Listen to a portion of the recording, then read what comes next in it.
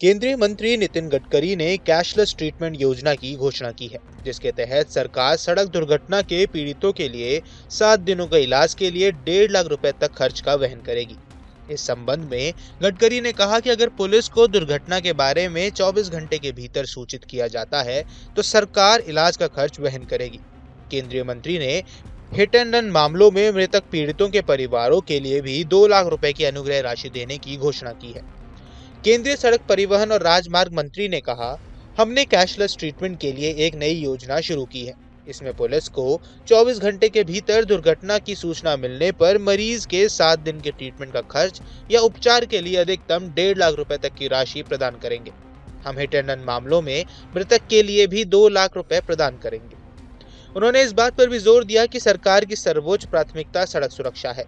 इस दौरान उन्होंने एक आंकड़े का हवाला भी दिया और कहा कि 2024 में सड़क दुर्घटनाओं में करीब 1.5 लाख लोगों की जान गई है। इनमें से 30,000 मौतें हेलमेट न पहनने के कारण हुई है। गडकरी ने कहा कि गंभीर बात यह है कि 66% दुर्घटनाएं 18 से 34 वर्ष की आयु में लोगों की हुई हैं। गडकरी ने आगे बताया कि स्कूल और कॉलेज जैसे शैक्षिक संस्थानों के पास एंट्री और एग्जिट पॉइंट पर अपर्याप्त व्यवस्था के कारण सड़क दुर्घटनाओं में 10,000 बच्चों की मौत हो गई। उन्होंने कहा, हमारे स्कूलों और कॉलेजों के सामने एग्जिट एंट्री पॉइंट पर उचित व्यवस्था की कमी के कारण 10,000 बच्चे मारे गए। स्कूल के लिए ऑटो रिक्शा और मिनी बसों के लिए भी नियम बनाए गए हैं, क्योंकि इसके कारण काफी मौतें हुई हैं।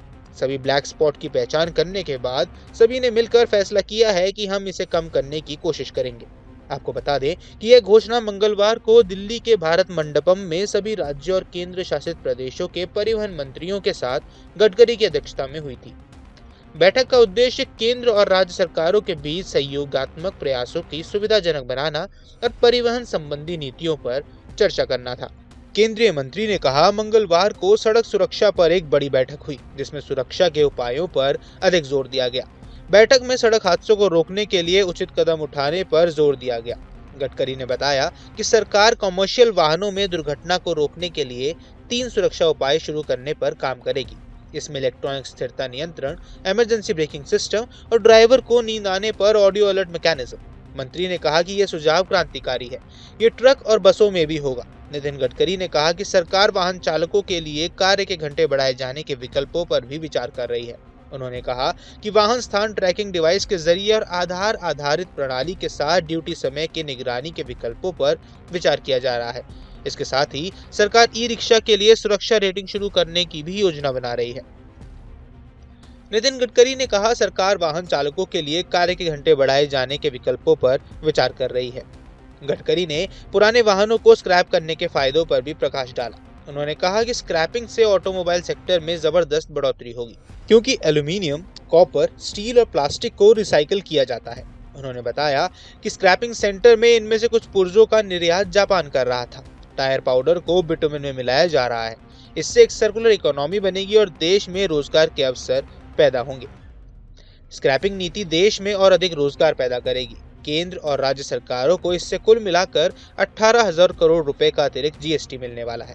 उन्होंने ये भी बताया कि भारत का ऑटोमोबाइल उद्योग 4 महीने पहले जापान को पीछे छोड़ते हुए दुनिया का तीसरा सबसे बड़ा उद्योग बन गया है।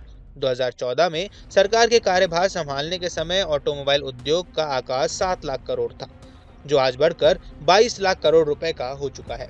बाकी इस पूरे मुद्दे पर आपकी क्या राय है, हमें कमेंट बॉक्स पर जरूर बताएं। देश दुनिया की तमाम खबरों के लिए न्यूज स्टेट के चैनल को सब्सक्राइब करना न भूलें।